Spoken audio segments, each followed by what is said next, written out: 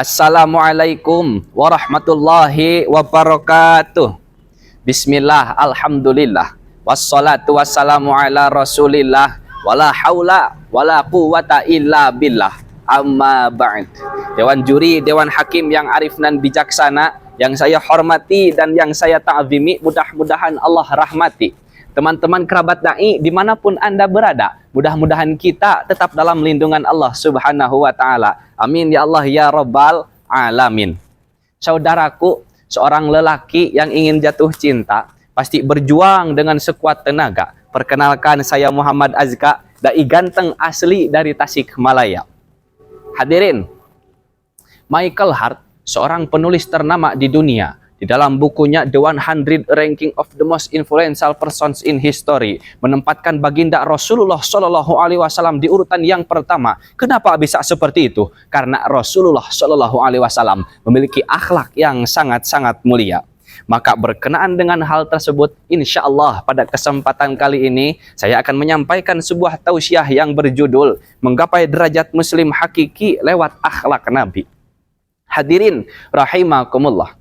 Banyak orang yang bisa memberi contoh, tapi sedikit sekali orang yang bisa menjadi contoh. Di zaman sekarang banyak orang yang berbicara tentang kebaikan, tetapi diri jauh dari kata teladan. Karena sejatinya memberi contoh itu adalah hal yang mudah, tetapi menjadi contoh itulah yang susah.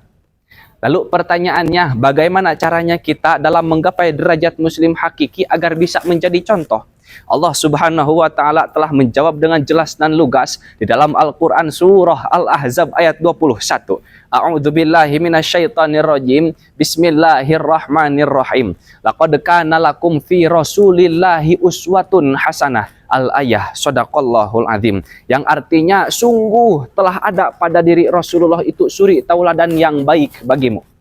Asy-Syaikh Al-Alim Al-Alamah Abu Al-Qasim Mahmud bin Umar bin Muhammad Az-Zamakhsyari di dalam kitab tafsirnya Al-Kasyaf menafsirkan ayat tersebut bahwa ada dua kemungkinan yang dimaksud dengan keteladanan Rasulullah itu. Pendapat yang pertama, dalam pribadi Rasul secara totalitasnya itu adalah keteladanan. Sedangkan pendapat yang kedua, dalam pribadi Rasul itu terdapat hal-hal yang patut diteladani.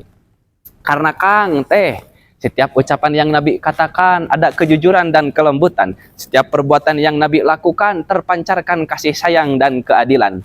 Sehingga tak heran ketika Sayyidatuna Aisyah radhiyallahu anha ditanya oleh para sahabat tentang akhlak Rasul, beliau menjawab, kana khuluquhu Al-Quran. Akhlaknya Nabi Muhammad adalah akhlak yang berlandaskan Al-Quran. Hadis riwayat Muslim. Hadirin rahimakumullah.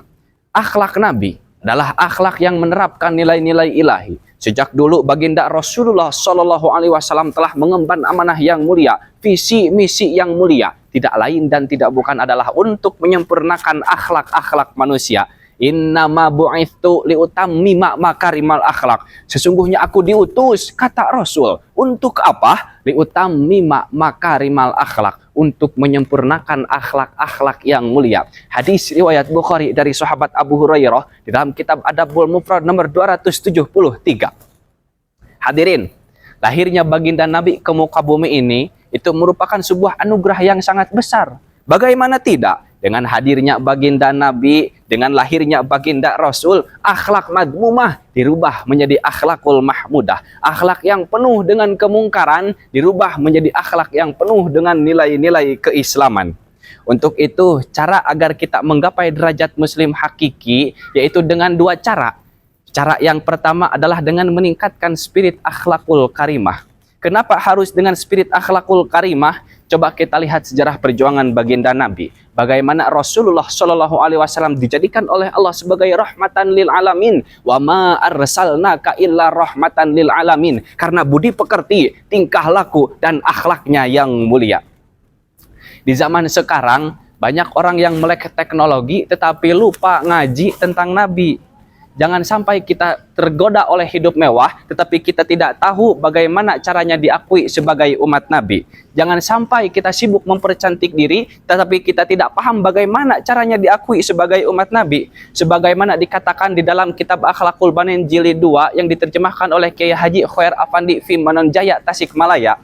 Wa ma yanfa'ul fityanu husnu wujuhihim idza kanatil akhlaqu ghairu kitsani. Temanfaat kapa muda ngan ukur alus wajahna tetapi na akhlak namah goreng pisan kabina bina.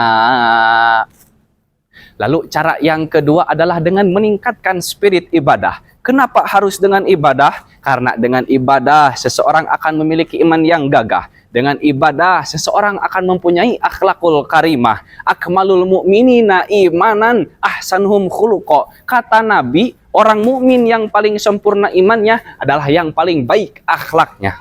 Maka dari awal sampai akhir dapatlah kita tarik kesimpulan bahwasanya dalam menggapai derajat muslim hakiki, yaitu dengan mencontoh akhlak Nabi, akhlak yang terpuji, akhlak yang berlandaskan Qur'ani. Wallahul muwafiq ila aqwamit thariq. Wassalamualaikum warahmatullahi wabarakatuh.